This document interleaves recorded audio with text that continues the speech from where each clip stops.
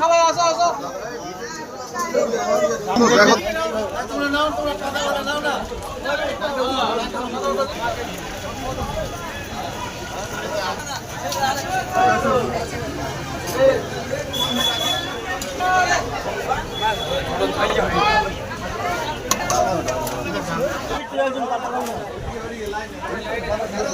welfare অর্গানাইজেশনের তরফ থেকে আমরা মালদা জেলা মালদা ডিস্ট্রিক্ট হাসপাতাল ও মেডিকেল কলেজে